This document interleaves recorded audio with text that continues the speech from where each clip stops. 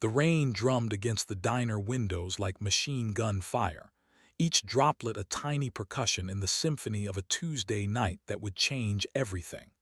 Lieutenant Commander Vera Ghost Castellanos sat alone in the corner booth, her weathered hands wrapped around a cup of coffee that had gone cold an hour ago. The fluorescent lights cast harsh shadows across her face, illuminating the thin scar that traced from her left temple to her jawline, a souvenir from Kandahar that she wore like a badge of honor nobody could see. The three men had been watching her for 20 minutes. She'd clocked them the moment they stumbled through the door, their movements sloppy with alcohol and testosterone. The biggest one, a mountain of flesh in a stained tank top, kept glancing her way with the kind of predatory hunger that made decent people cross streets. His companions, wiry and mean-looking, whispered among themselves like vultures planning their next meal. Vera had seen this movie before, in a dozen different countries, 100 different bars and restaurants where being a woman alone was mistaken for being vulnerable prey. What they didn't know, what they couldn't possibly comprehend, was that the quiet woman in the faded jeans and simple black t-shirt had dropped behind enemy lines more times than they'd had hot meals. They didn't know that those steady hands had guided a Lockheed Martin F-35C Lightning II through Syrian airspace at Mach 1.6, while surface-to-air missiles painted Christmas trees on her radar display. They couldn't see the steel beneath her calm exterior, forged in the crucible of naval flight school and tempered by 8 deployments that had taken her from the Persian Gulf to the South China Sea. The waitress, a tired-looking woman named Betty according to her name tag, had been nervous for the past 10 minutes. She'd served plenty of truckers and late-night wanderers in her 30 years behind this counter, but she recognized trouble when it walked through her door.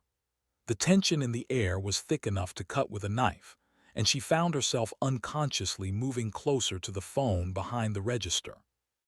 Vera took another sip of her cold coffee and let her eyes drift to the reflection in the window. The three men were getting restless, their liquid courage finally overcoming whatever thin veneer of civilization they'd been clinging to.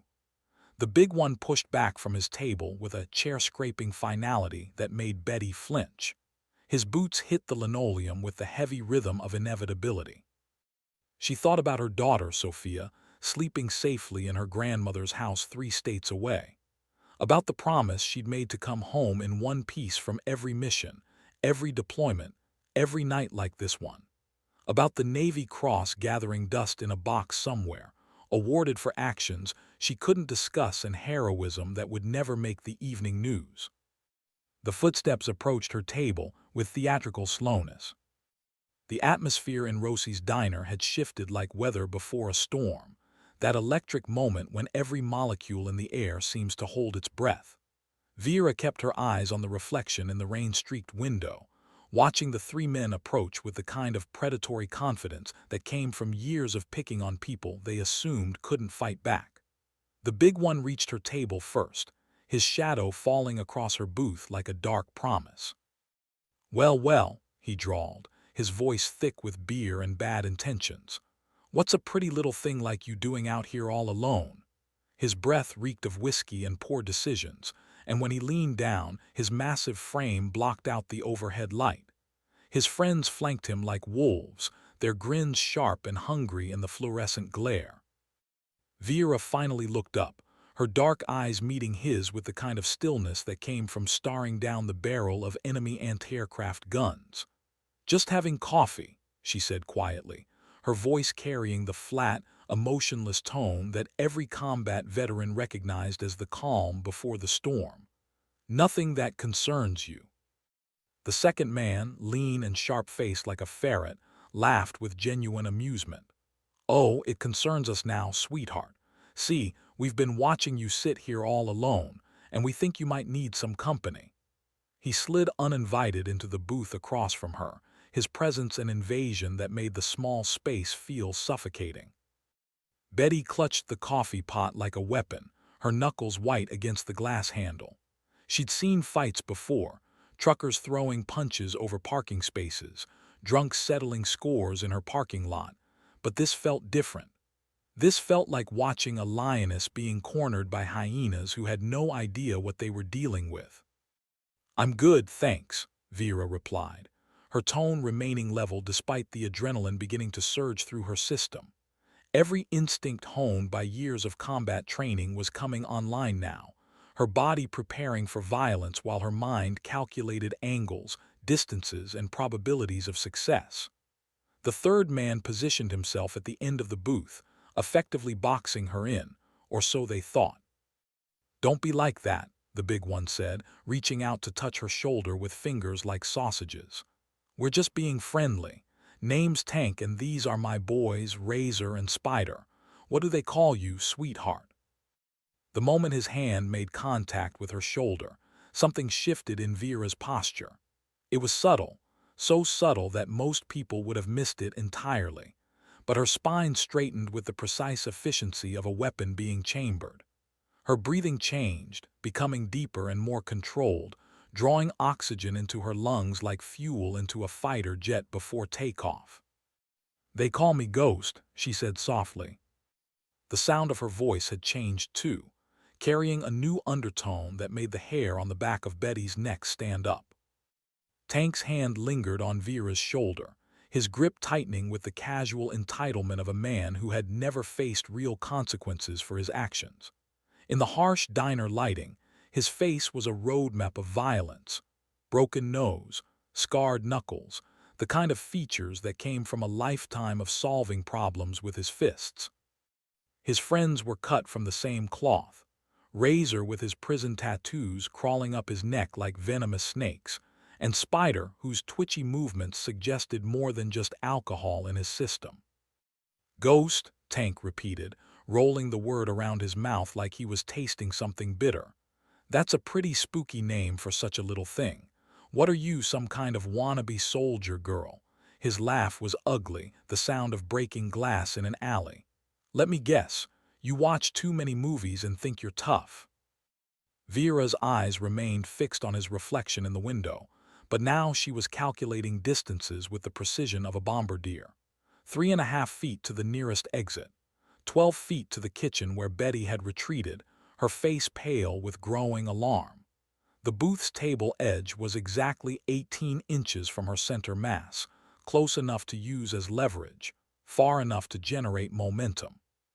"Something like that," she murmured, her voice carrying the weight of 8 combat deployments and more close calls than these 3 would experience in 10 lifetimes combined.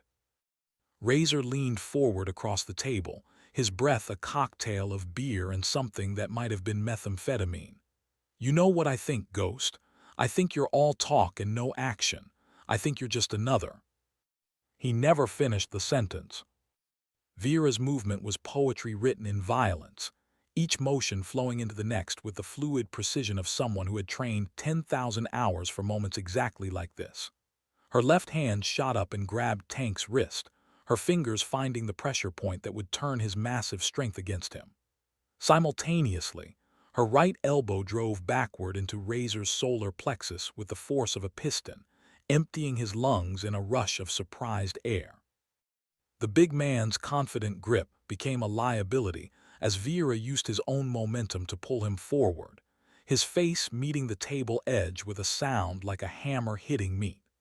Blood exploded from his broken nose, painting the Formica surface in abstract patterns that would give the crime scene photographers nightmares.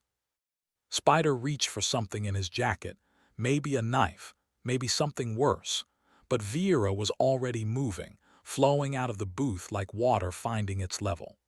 Her boot caught him in the knee with surgical precision, the joint bending in directions that nature never intended.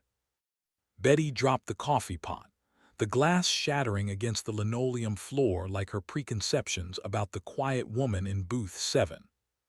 The whole encounter had lasted less than 10 seconds, but in those 10 seconds, 3 predators had learned the fundamental truth that every enemy pilot who'd faced Ghost in the skis over hostile territory already knew. Appearances could be devastatingly deceiving. Tank writhed on the floor, clutching his shattered nose while blood streamed between his fingers. Razor gasped like a fish out of water, his diaphragm spasming from the perfectly placed elbow strike. Spider whimpered and clutched his destroyed knee, his tough guy facade crumbling like tissue paper in rain. Vera stood over them with the calm demeanor of someone checking off items on a grocery list, her breathing still controlled and steady. Not a hair was out of place, not a drop of sweat beaded on her forehead. She looked down at Tank with the same expression she'd worn while watching enemy fighters spiral toward the desert floor, professional interest mixed with mild disappointment. "You boys picked the wrong woman to mess with tonight," she said, her voice carrying the authority of someone who had commanded respect in cockpits and briefing rooms across 3 continents. She reached into her back pocket and pulled out a phone, her movements deliberate and unhurried despite the chaos she just unleashed. Betty finally found her voice, though it came out as barely more than a whisper. "Should I call 911? "Already on it," Vera replied, her thumbs moving across the screen with practiced efficiency. But she wasn't dialing emergency services. Not yet. The number she called was one that most civilians would never see, a direct line that connected to a network of law enforcement contacts she'd cultivated during her years moving between military bases and civilian airports. The phone rang twice before a familiar voice answered. "Martinez here." "Tony, it's Ghost. I've got a situation at Rosie's Diner on Route 47. 3 guys just learned some hard lessons about picking fights with the wrong people. You might want to send a unit over here before they decide to try round 2. Detective Tony Martinez had served 2 tours in Iraq before joining the force, and he'd heard that particular tone in Vera's voice before, the sound of controlled violence that came from people who'd seen real war. Casualties. Broken nose, possible concussion, damaged knee. Nothing permanent, but they're going to need medical attention. And Tony, these guys were hunting. This wasn't random. The line was quiet for a moment as Martinez processed the implications. He'd known Ghost for 3 years, ever since she'd moved to the area after her discharge, and in all that time he'd never known her to escalate a situation unnecessarily. If she said they were hunting, they were hunting. "Copy that. Units are rolling now. Stay put and keep them immobilized until we arrive." Vera ended the call and looked down at her 3 attackers with clinical detachment. The sirens cut through the night air like banshees announcing Judgment Day, their wailing song growing louder as emergency vehicles converged on Rosie's Diner. Red and blue lights painted the rain-soaked parking lot in alternating waves of color, transforming the humble truck stop into something from a crime drama. Detective Martinez was the first through the door, his hand resting on his service weapon, until his eyes found Vera standing calmly beside the carnage. The scene that greeted him was like something from a training manual on controlled application of force. Tank sat slumped against the counter, a bloodied towel pressed to his ruined nose, while he glared at Vera with the impotent fury of a predator whose prey had turned out to be an apex predator. Razor remained hunched over in the booth, still struggling to breathe normally after having his diaphragm reorganized by someone who understood pressure points better than most doctors. Spider lay on his back near the jukebox, his leg elevated on a chair that Betty had provided out of some deeply ingrained sense of hospitality, even for criminals. "Jesus Christ, Ghost," Martinez muttered under his breath, surveying the damage with professional appreciation. "What did you hit them with, a truck?" "Just my hands," Vera replied with characteristic understatement, stepping aside as the paramedics swept through the door like a medical cavalry charge. They were insistent about not taking no for an answer. The lead paramedic, a weathered man named Peterson who'd seen everything the night shift could throw at him, knelt beside Tank and whistled low. "Ma'am, I don't know what kind of self-defense training you've had, but this boy's nose is flatter than a pancake. You sure you're not a professional boxer or something?" Betty, who had been watching the proceedings with the wide-eyed fascination of someone witnessing a natural disaster, finally spoke up. She was just sitting there drinking coffee when they started bothering her, I've never seen anything like what happened next. It was like watching a dance, except the dance was designed to break people. Martinez pulled out his notebook, though he already knew how this report would read. Self-defense cases involving ghosts tended to be refreshingly straightforward: clear aggressor, proportional response, no collateral damage. The fact that she'd neutralized 3 attackers without causing permanent injury actually demonstrated remarkable restraint for someone with her particular skill set. "Walk me through it," he said, settling into the booth across from where Vera had resumed her position, her coffee cup magically refilled by Betty's shaking hands. Vera's account was delivered with the precise, emotionless cadence of a military debriefing. No embellishment, no justification, just facts laid out in chronological order like coordinates on a flight plan. She described the men's approach, their escalating aggression, the moment when Tank's hand crossed the line from intimidation to assault. Her voice never wavered, never carried a hint of satisfaction or regret, just the professional calm of someone reporting mission parameters to command.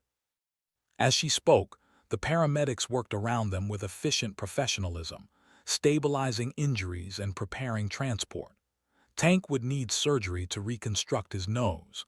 Razor would be sore for weeks but would recover fully.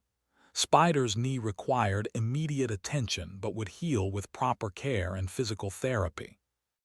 None of them would ever forget the night they learned that picking fights based on assumptions could be a life-altering mistake. The police station's interrogation room smelled like industrial disinfectant and broken dreams, its fluorescent lights casting everything in the harsh, unflattering glare of institutional efficiency. Tank sat across from Detective Martinez, with his face wrapped in enough bandages to make him look like a particularly unsuccessful mummy, his voice distorted by the breathing apparatus that helped him manage the swelling. His companions flanked him like defeated generals after a catastrophic battle, their earlier bravado replaced by the shell-shocked expression of men who had discovered the world wasn't what they thought it was. "So let me get this straight," Martinez said, his pen hovering over his notepad with the patience of someone who had heard every excuse in the book. "You 3 decided to approach a lone woman in a diner at midnight, and when she declined your advances, you thought it would be a good idea to get physical with her." Tank's response was muffled by the medical apparatus, but the indignation in his voice came through clearly enough. "We weren't doing nothing wrong, just trying to be friendly.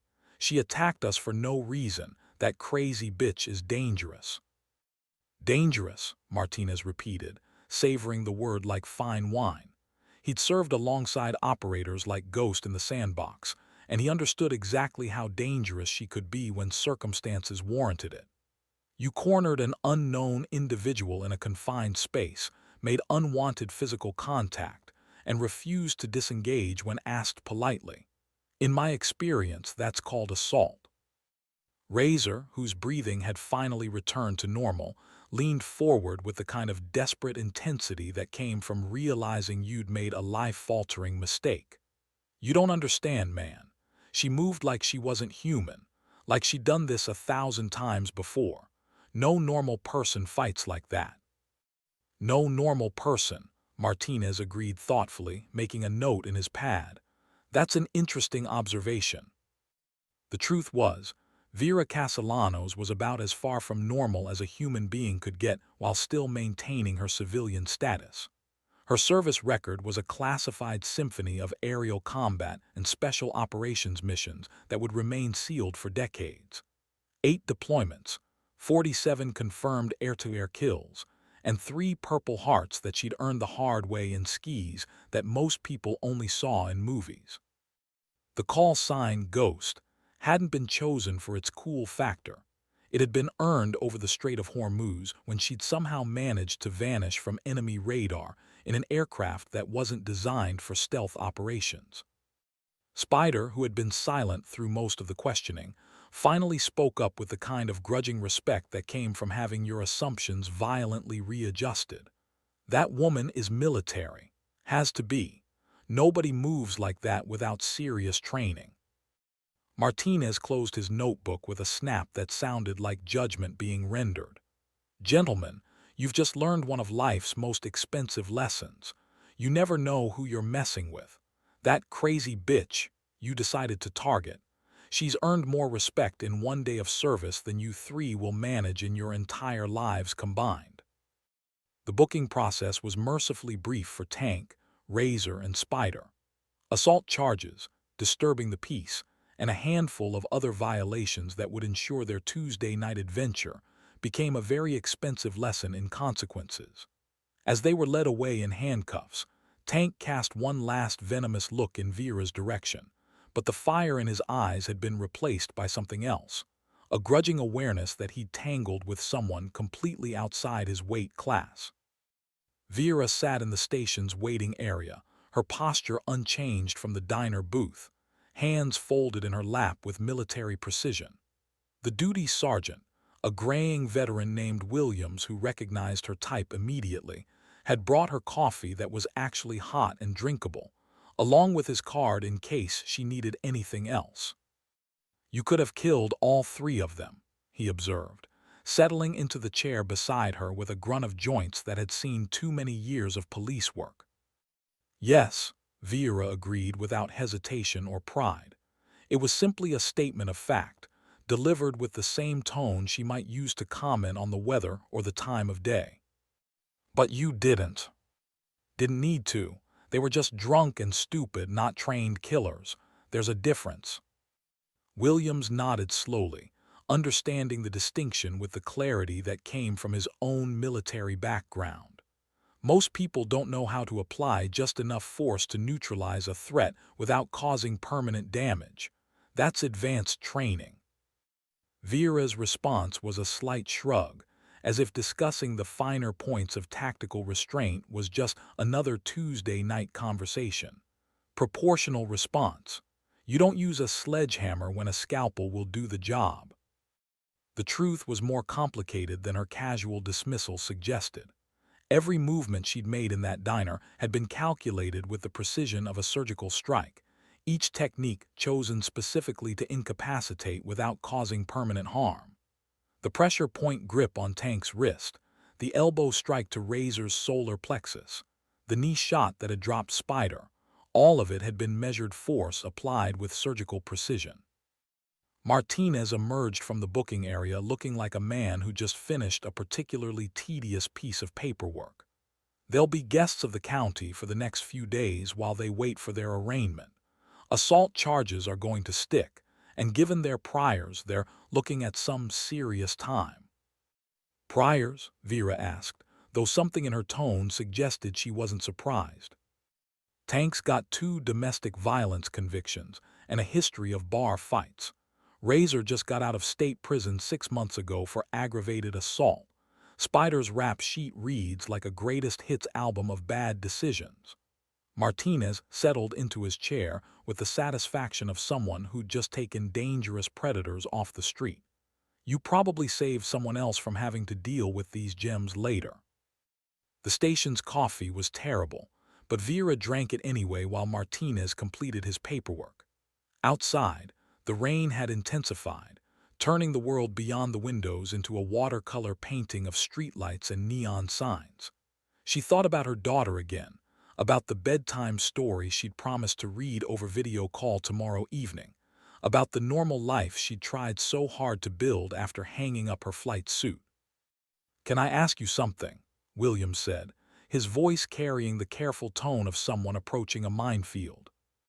"Shoot. What's a Navy SEAL doing, managing a small airport in the middle of nowhere?" Vera's coffee cup paused halfway to her lips, her dark eyes meeting his with a mixture of amusement and resignation. Who said anything about SEALs? But Williams was old-school military, and he could read between the lines like a map. The way she moved, the clinical efficiency of her violence, the call sign that spoke of special operations rather than standard aviation. It all painted a picture that was classified in official documents but written clearly enough for those who knew how to read it. The morning sun painted the sky in shades of amber and gold as Vera finally walked out of the police station, her statement filed, and her civic duty complete. The rain had stopped sometime during the night, leaving the world washed clean and gleaming with possibility. Her pickup truck sat exactly where she'd left it in the diner parking lot, a testament to the fact that some things remained constant even when everything else went sideways. Betty was waiting for her by the truck, holding a steaming cup of coffee and wearing the expression of someone who had spent the night processing what she'd witnessed. The older woman approached with the careful respect usually reserved for dangerous animals or visiting dignitaries, unsure which category Vera fell into, but certain it was one of the two. "I wanted to thank you," Betty said, her voice carrying the weight of unspoken gratitude. "Those boys have been causing trouble around here for months.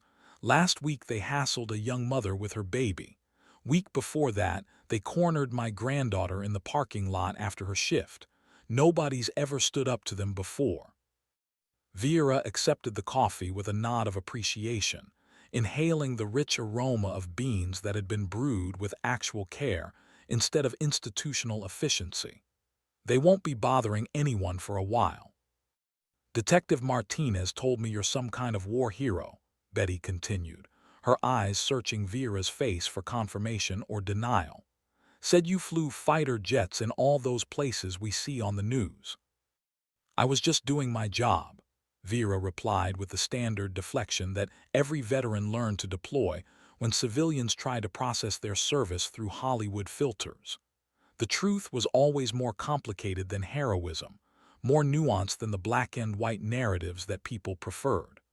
War was messy, ugly, and necessary in equal measure, and the people who fought it carried complexities that didn't fit neatly into sound bites. But Betty wasn't having any of the false modesty. "Honey, what you did in there wasn't just a job. That was art. Dark art, maybe, but art all the same. You turned 3 dangerous men into 3 very sorry men without breaking a sweat."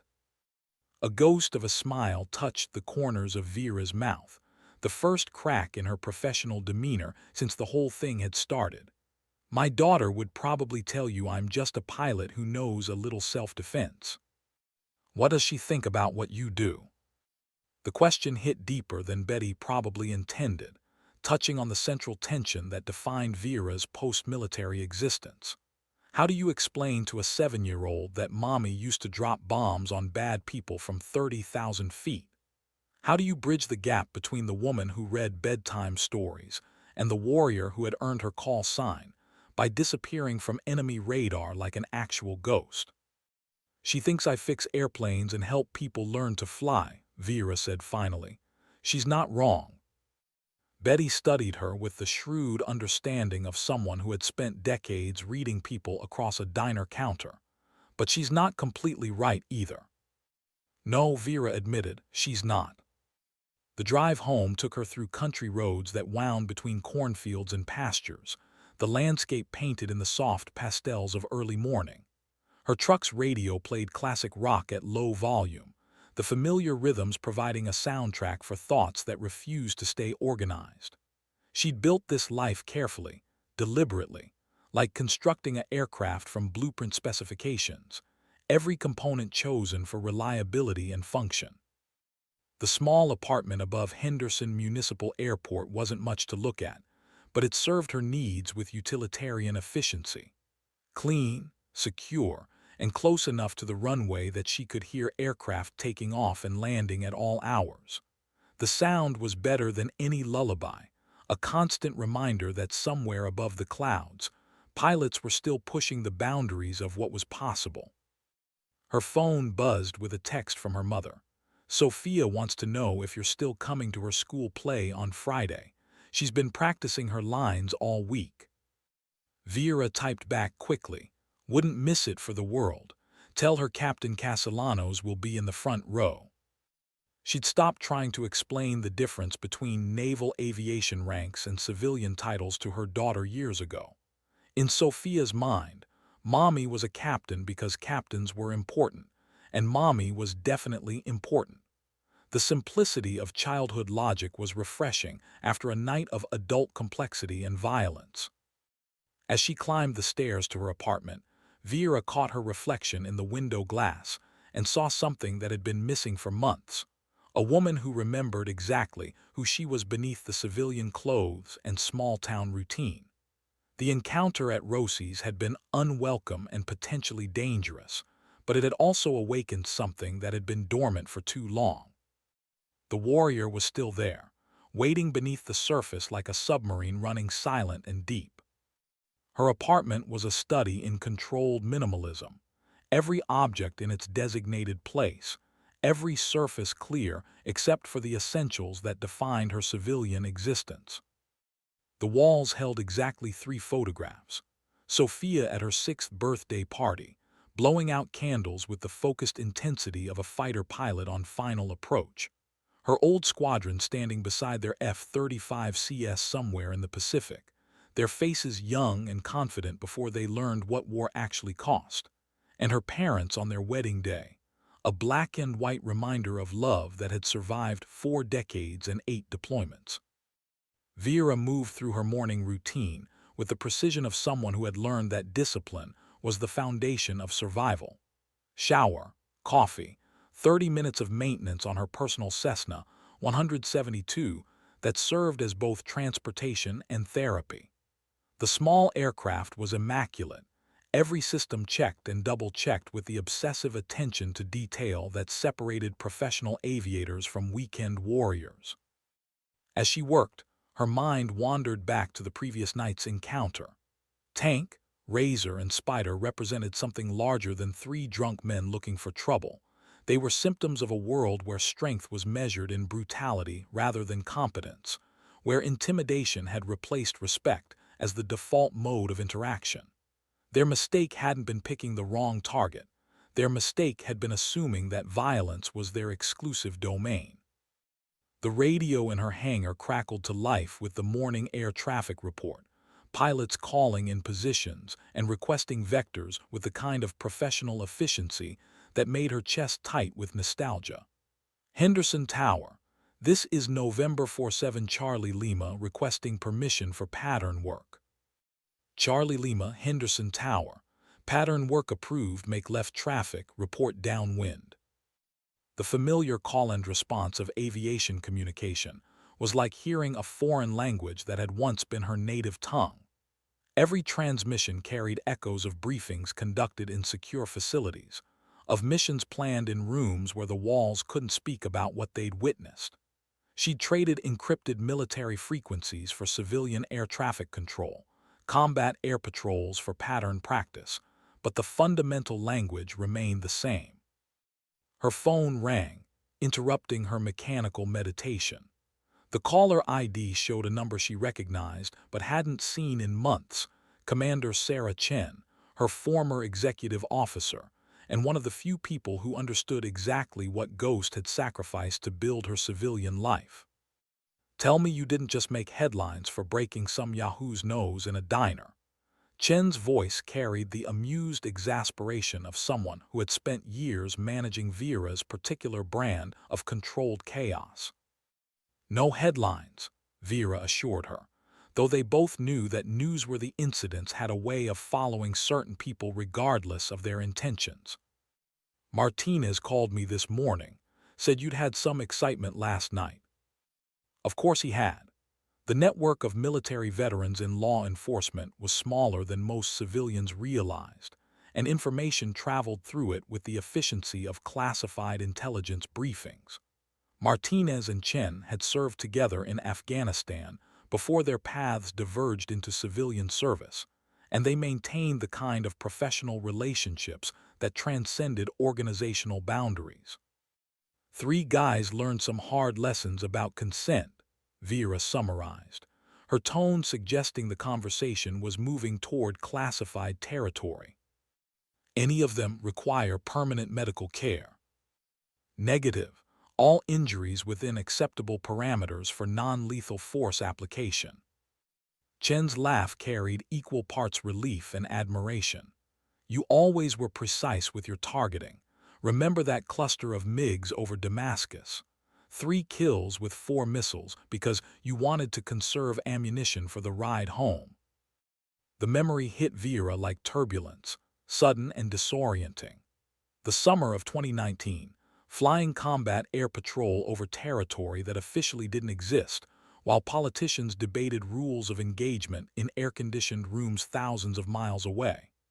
The radar screen painted with hostile contacts, the split-second calculations that determined who went home to their families and who became statistics in classified after-action reports. The weight of an F-35C pulling 7GS, while she threaded the needle between surface-to-air missile installations and enemy fighter cover. Different kind of precision now, Vera said, bringing herself back to the present with conscious effort. Civilian targets require different parameters. But the same steady hands, Chen observed. Martinez says you put them down like you were following a textbook, maximum effect with minimum force. That's advanced training talking, not beginner's luck. The conversation carried an undercurrent that both women understood but would never articulate directly. Vera's transition to civilian life was supposed to have been complete, a clean break from the warrior who had earned 3 Purple Hearts and a Navy Cross in 8 years of active combat. But warrior instincts weren't something you could simply file away like old paperwork. They lived in muscle memory and automatic responses, sleeping lightly and waking instantly when circumstances demanded their activation. "How's the airport business treating you?" Chen asked, steering the conversation toward safer waters. "Steady work, good people. Sophia loves watching the planes take off when she visits on weekends." "And you're happy?" The question hung in the air between them like smoke from a distant fire, carrying implications that reached far beyond simple job satisfaction.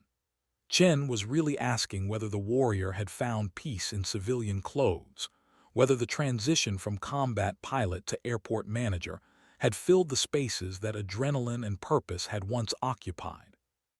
The hangar bay at Henderson Municipal Airport was cathedral quiet in the early morning hours, its vast space filled with aircraft in various states of maintenance and dreams of flight.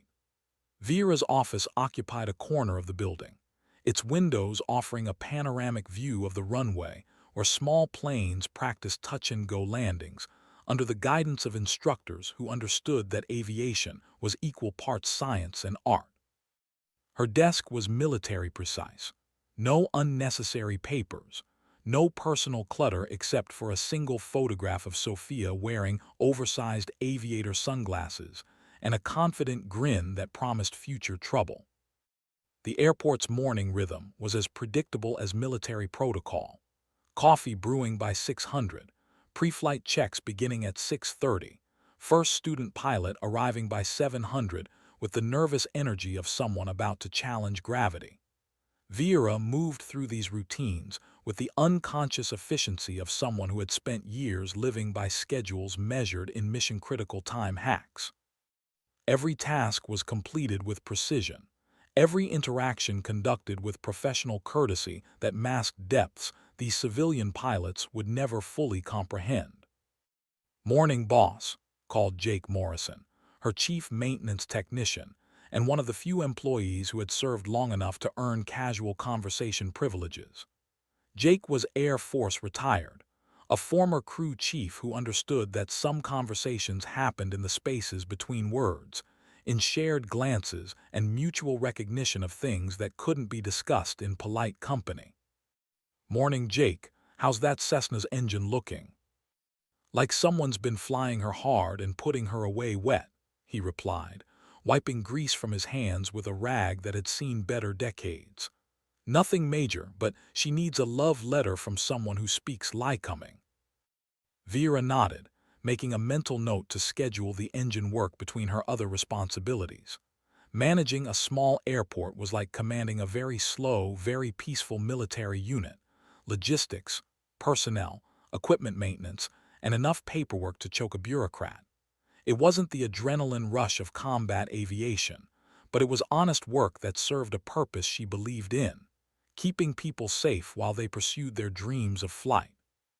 The first student of the day arrived exactly on schedule, a nervous-looking college kid named David who had been working toward his private pilot license for 6 months, with the determined persistence of someone chasing a dream that seemed perpetually out of reach.